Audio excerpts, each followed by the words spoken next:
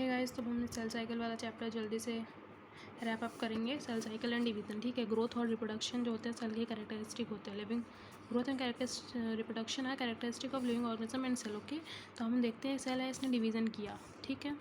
फिर उसका इसने ग्रोथ करा, फिर डिवीज़न हुआ, फिर ग्रोथ, यहाँ पे भी डिवीज़न। सेल का population consist of million of cell, ठीक। ये हमने इतना पढ़ा है यहाँ पे, और अभी कुछ हमने नहीं पढ़ा है, ठीक। उसका सेल साइकिल में हम क्या पढ़ते हैं? Sequence of events by which cell replicates its genome.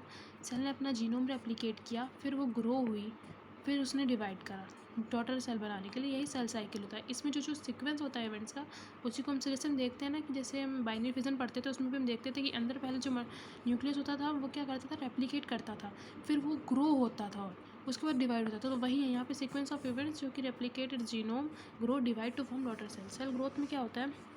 Continuous process throughout cell cycle. Genome replication S phase में होता है। इवेंट ऑफ सेल साइकिल जो होता है वो अंडर जेनेटिक कंट्रोल होता है। ओके, फिर हम देखते हैं सेल साइकिल के फेजेस। इंटरफेस और एम फेज में डिवाइड होता है। यहाँ पर क्या होता है? Previously called resting phase, preparation for division, phase between two successive divisions, 95% duration of cell cycle. सबसे ज़्यादा जैसे हमारे जैसे शादी होती है, तो शादी होने में थोड़ा ना टाइम लगता है, उसकी तैयारियों में टाइम लगता है। तो इंटरफेस वही तैयारियाँ हो गई, एम फेज हो गया जब शादी होनी थी। तो शादी में तो मतलब दो लोग को बैठाया, हो गई शादी। यहाँ पर जो प्रिपरेशन पहले पूरी करनी पड़ी 1 साल तक का, जैसे शादी का तय करके डाल देते, तो वही इसमें जो पूरा प्रिपरेशन हो रही है वो इंटरफेस 95% ड्यूरेशन सेल साइकिल का इंटरफेस कहा जाता है। फिर हम देखते हैं जीवन फेज यहाँ पर आया गैप 1, जो कि इंटरवल किसका है? Division and initiation of DNA replication का, ठीक है। Interval between cell division and initiation of DNA replication. यहाँ पर सेल मेटाबॉलिकली एक्टिव होती है, सेल ऑर्गेनली डुप्लीकेशन होता है, यहाँ पे कॉन्टीन्यूअस ग्रोथ प्रेजेंट होती है। एस फेज में डीएनए रेप्लिकेशन होता है, क्रोमोसोम रेप्लिकेशन होता है, डिप्लीकेशन होता है। एनिमल सेल में सेंट्रियोल डिप्लीकेशन, साइटोप्लाज्म में होता है। नंबर ऑफ डीएनए डबल होता है, पर नंबर ऑफ क्रोमोसोम नहीं डबल होता है, वो सेम रहता है इस स्टेज में। उसके बाद हम देखते हैं G2 फेज। यहाँ पर protein for mitosis are synthesize, cytoplasmic growth होती है यहाँ पे। ओके, तो ये याद रखना। उसके बाद एम फेज में क्या है? कैरियोकाइनेसिस और साइटोकाइनेसिस। कैरियोकाइनेसिस में न्यूक्लियर डिवीजन, साइटोकाइनेसिस में डिवीजन फॉर साइटोप्लाज्म। उसके बाद duration of cell cycle vary करती है ऑर्गेनिज्म से ऑर्गेनिज्म और cell type to cell type. Duration of cell cycle human culture में, मतलब ह्यूमन सेल इन कल्चर 24 घंटा है। उसके बाद ईस्ट में 90 minute. Mitosis animal occur usually in somatic cell, यानी कि 2n डिप्लॉयड। फ्यू एक्सेप्शंस होते हैं जहाँ पे हैप्लॉयड सेल माइटोसिस से रिप्रोड्यूस करती हैं, जैसे कि male honey bee. Mitosis plant में एन और 2n सेल्स, कुछ भी हो सकता है, ठीक है। उसका डायग्राम इंपॉर्टेंट है, आप लोग देख लेना कि पी मैट होता है, फिर सी साइटोकाइनेसिस का सीक्वेंस वन गड़बड़ करना। G1 एस यहाँ से स्टार्ट हो रही तो ऑब्वियसली ये G1 होगा, और यहाँ से निकल जाती है तो G0 ये, फिर S2 और पी मैट। उसके बाद हम देखते हैं कि ये एडल्ट ऑर्गेनिज्म में सम सेल्स जो डू नॉट डिवाइड और वो एग्जिट कर जाती हैं G1 से, और एक क्विजेंट फेज में एंटर कर जाती हैं, जैसे कि हार्ट सेल हमारा होता है। Mainly suspended the cell cycle. यहाँ पे सेल डिवीज़न नहीं होता है, सस्पेंड हो जाता है सेल साइकिल। मेटाबॉलिकली एक्टिव होती हैं, और जो cell G0 enter in G0 phase at end of G1 phase के एंड में G0 फेज में एंटर कर जाती हैं, जैसे कि इसका example heart cell. M phase में कैरियोकाइनेसिस साइटोकाइनेसिस दोनों होती है। कैरियोकाइनेसिस के टाइम पे प्रोफेज, मेटाफेज, एनाफेज, टीलोफेज, ये इवेंट होते हैं। P mat. M phase basically क्या है? सबसे ज़्यादा ड्रामेटिक फेज है सेल साइकिल का, और जैसे सबसे ज़्यादा ड्रामा शादी के टाइम पे होता है, जिसको जो नौटंकी करनी होती है तभी करता है ना, तो वैसे आप याद सकते हो सबसे dramatic M phase.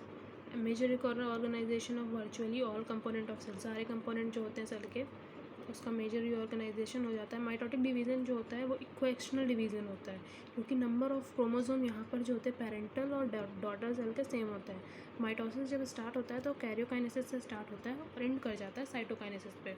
Cell division एक प्रोग्रेसिव प्रोसेस होता है, ठीक। प्रोफेज में क्या होता है? Condensation of chromosomal material start हो जाता है।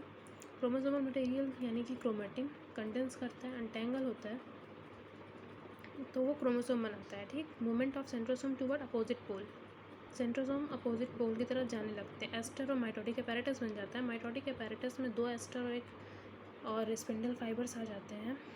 उसके बाद एंड ऑफ प्रोफेज में न्यूक्लियर मेम्ब्रेन, न्यूक्लियोलस, ER और गोल्जी बॉडी सब डिसअपियर हो जाते हैं।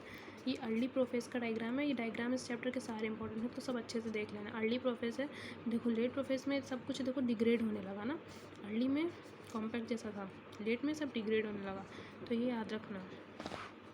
उसके बाद हम देखते हैं कि मेटाफेज में क्या होता है, onset of metaphase complete disintegration of nuclear membrane हो जाता है, ठीक है, पूरी तरह से न्यूक्लियर मेम्ब्रेन डिसइंटीग्रेट हो जाती है। उसके बाद हम देखते हैं condensation of chromosomal material complete हो चुका है। ये सबसे अच्छी स्टेज होती है क्रोमोसोम को स्टडी करने के लिए, जैसे अनियन रूट टिप में हम देखते हैं सबसे अच्छा स्टेज यही होता है। उसके बाद हम देखते हैं कि स्पिंडल फाइबर जो होता है अटैच कर जाता है काइनेटोकोर ऑफ क्रोमोसोम से। क्रोमोसोम अरेंज होता है इक्वेटर ऑफ सेल में और इक्वेटोरियल प्लेट बनाता है, ठीक। ये देखो आप ट्रांजिशन है, और मेटाफेज में देखो इक्वेटर पे अरेंज हो गया जब, तो मेटाफेज। अभी यहाँ पे सिर्फ अटैच दिख रहे हैं इससे, मतलब कि आ रहे हैं, अभी पूरी तरह से मेटाफेज में आया नहीं, तो ट्रांजिशन है, ठीक है। जब इक्वेटर वाली लाइन पे आ गए तो ये मेटाफेज हो गया। एनाफेज में साइमल्टेनियस स्प्लिटिंग हुई क्रोमोसोम की, ऑनसेट है मेटाफेज का, एनाफेज का sorry. Simultaneous splitting of chromosome, onset of anaphase. Each sister chromatid daughter chromosome बन जाती है। Poleward migration of daughter chromosome start हो जाता है, और सेंट्रोसोम जो होता है वो टूवर्ड पोल दस फॉर्मिंग लीडिंग एज, और आर्म्स जो होते हैं वो पीछे की तरफ रहते हैं। ये देखो आप एनाफेज में आर्म्स पीछे की तरफ हैं, और सेंट्रोमेयर जो होता है पोल की तरफ है, ठीक। और उसके बाद टीलोफेज में क्या होता है, क्रोमोसोम क्लस्टर कर जाते हैं अपोजिट पोल में, क्रोमोसोम का डिकंडेंसेशन होता है, क्रोमोसोम अपना इंडिविजुअलिटी खो देते हैं। मतलब कि सारा कुछ जो प्रोफेज में होता है उसका उल्टा, न्यूक्लियर मेम्ब्रेन फिर से बन गई, क्रोमोसोम क्लस्टर हो गया, न्यूक्लियोलस गोल्जी कॉम्प्लेक्स, यार सारा कुछ ही फॉर्म हो गया। ये देखो आप, फिर हम देखते हैं ये साइटोकाइनेसिस में, फिर डॉटर सेल जो होती है सेपरेशन ऑफ साइटोप्लाज्म के बाद बन गई, ठीक है। साइटोप्लाज्मिक ऑर्गेनेली डिस्ट्रीब्यूट हो गई। एनिमल सेल साइटोकाइनेसिस में फरो प्लाज्मा मेम्ब्रेन में बनती है, फरो डीप होती है और सेंटर की तरफ ज्वाइन करती है। सेल डिवाइड हो जाती हैं दो सेल में, ठीक है।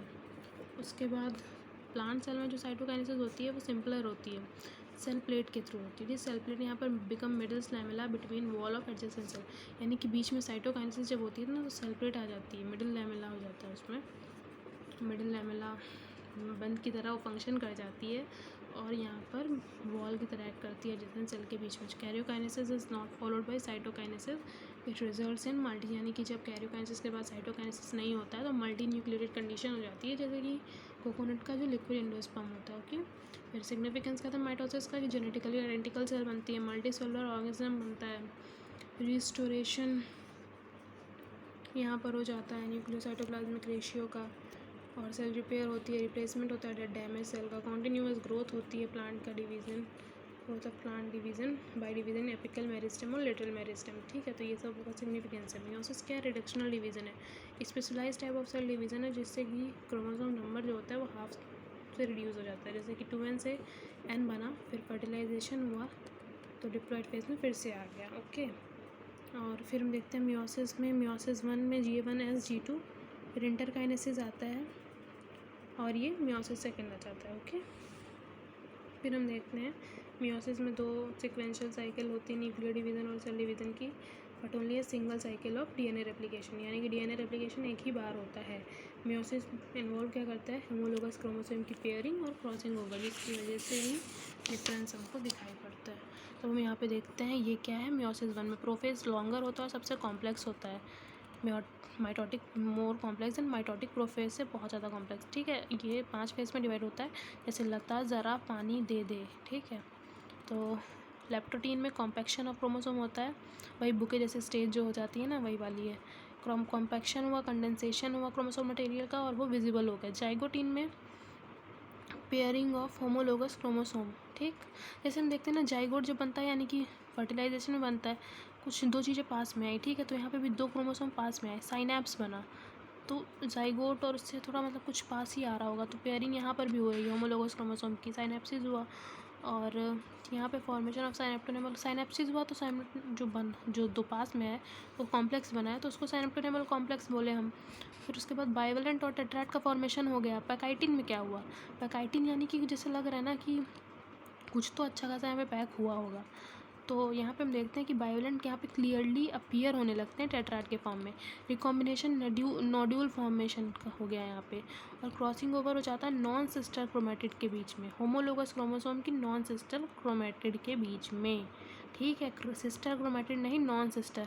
अब देखो जैसे ये ऐसे क्रोमोसोम है, अब तो इन दोनों के बीच में थोड़ी ना होगा ना, इन्हीं इसके ही बीच में होगा, तो नॉन सिस्टर, ठीक है, सिस्टर नहीं, याद रखना, non sister chromatid of homologous chromosome. Recombinase enzyme यहाँ पर होगा, और डिप्लोटीन डिसोल्यूशन ऑफ साइनेप्टोनेमल कॉम्प्लेक्स हो गया, यहाँ पे कियासमेटा फॉर्मेशन हो गई, ठीक। और डिप्लोटीन लास्ट करता है कितना, फ्यू डेज से बहुत सारे ईयर्स तक, जैसे कि oocyte ऑफ सम वर्टिब्रेट। और जैसे हमने उसमें भी पढ़ा था ना कि रिप्रोडक्शन वाले चैप्टर में डिप्लोटीन फेज में अरेस्ट हो जाता है जो oocyte होता है फीमेल रिप्रोडक्शन में, जो पढ़ा था हमने वही वाला। उसके बाद डाइकाइनेसिस हम देखते हैं तो ट्रांजिशन होता है यहाँ पे मेटाफेज की तरफ। डाइकाइनेसिस ना, डाई मर गया मतलब आखिरी वाला फेज, कुछ ऐसे याद रखना कि डिप्लोटीन पहले आएगा, डाइकाइनेसिस बाद में आएगा। डाई मतलब मर गया, अब काम खत्म। Condensation of chromosomal material complete हो गया यहाँ पे, ठीक। अब टर्मिनलाइजेशन हो जाएगा यहाँ पे कियासमेटा का, सब काम हो गया। मियोटिक स्पिंडल असेंबली, न्यूक्लियोलस और न्यूक्लियर मेम्ब्रेन सब डिसइंटीग्रेट कर गया, ठीक। तो यहाँ पर अब प्रोफेज का काम खत्म। अब हम जाएंगे मेटाफेज 1 में क्या हो गया, बाइवेलेंट अरेंज हो गया इक्वेटर के पास, मेटाफेज प्लेट बन गई, स्पिंडल फाइबर अटैच हो गए कैनेटोकोर से, ठीक। एनाफेज 1 में सेपरेशन हो गया, होमोलोगस क्रोमोसोम का पोलवर्ड मूवमेंट हो गया, sister chromatid remain associated eight there centromere, ठीक है। सिस्टर क्रोमेटिड अभी भी अटैच है, वो सेपरेट नहीं हुई है। टेलोफेज 1 में न्यूक्लियर मेम्ब्रेन और न्यूक्लियोलस जो है उसका रिफॉर्मेशन हो जाएगा, डिस्पर्सन हो जाएगा क्रोमोसोम का, पर वो फुली एक्सटेंडेड स्टेज को नहीं रीच करेंगे। Cytokinesis and formation of dyad of cell हो जाएगा। फिर इंटरकाइनेसिस आएगी जो कि स्टेज होती है मियोसिस 1 और 2 के बीच में। डीएनए रेप्लिकेशन यहाँ नहीं होता है, ये शॉर्ट ड्यूरेशन फेज होती है। मियोसिस सेकंड माइटोसिस की तरह ही होती है। यहाँ पे प्रोफेज सेकंड जो होता है न्यूक्लियर मेम्ब्रेन डिसअपियर कर जाती है, क्रोमोसोम फुली कॉम्पैक्ट हो जाता है, ठीक। और पूरा मतलब ये माइटोसिस वाला फेज़ पूरा काम चलने लगेगा यहाँ पे। मेटाफेज सेकंड में क्या होगा, क्रोमोसोम को इक्वेटर में अलाइन कर गए, स्पिंडल फाइबर काइनेटोकोर में अटैच कर गए। और देखो वहाँ पर डिफरेंस क्या है, मेटाफेज 1 में बाइवेलेंट अरेंज थे, ठीक है। अब यहाँ पे क्रोमोसोम डायरेक्ट अलाइन हो गए इक्वेटर के पास, यहाँ पे बाइवेलेंट वाला कोई ऐसा कुछ ऐसा गेम नहीं है, ठीक। अब यहाँ पर मेटाफेज सेकंड में क्या हो गया, सेंट्रोमेयर स्प्लिटिंग हो गई, वहाँ पर नहीं था, ठीक है। वहाँ पे सिस्टर क्रोमेटिड जो है एसोसिएटेड थी सेंट्रोमेयर से, यहाँ पर सेंट्रोमेयर स्प्लिट हो गया। पोलवर्ड मूवमेंट हुआ डॉटर क्रोमोसोम का बाय शॉर्टनिंग ऑफ माइक्रोट्यूब्यूल और स्पिंडल फाइबर। इसके बाद टेलोफेज सेकंड में न्यूक्लियर मेम्ब्रेन रिपेयर कर गई, साइटोकाइनेसिस हुआ, formation of tetrad of cell. ये देखो अब 4 बन गई ना, सबका एन हो गई।